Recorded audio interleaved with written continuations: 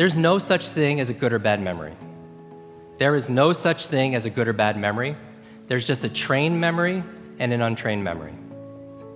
Does that make sense?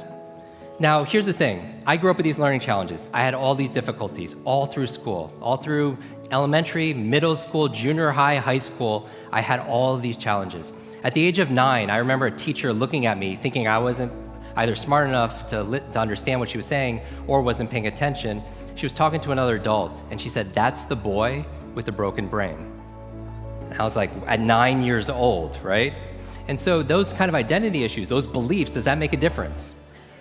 Yes, right? And a lot of people believe that they can't do certain things. They could just never remember names. So I could teach them a strategy, but if the belief is not changed, what happens?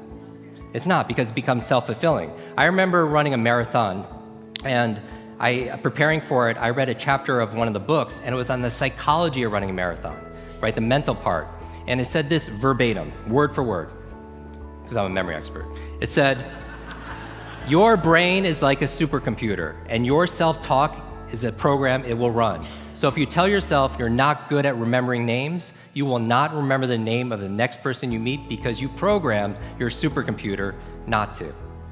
A lot of people say, "Oh, I have a bad memory," right? They always think, I have memory, or I have focus, or I don't have focus, or I have creativity, I don't have creativity.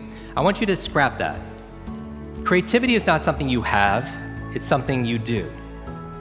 Focus is not something you have, focus is something you do. Energy is not something you have or don't have, it's something you do.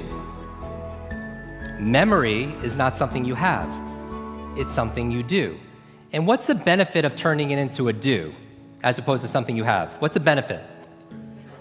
You have control over it, because you could put it into a process. It becomes a strategy, because there's a strategy for reading faster. There's a strategy for remembering names. There's a strategy for having focus. And it's a verb, not a noun.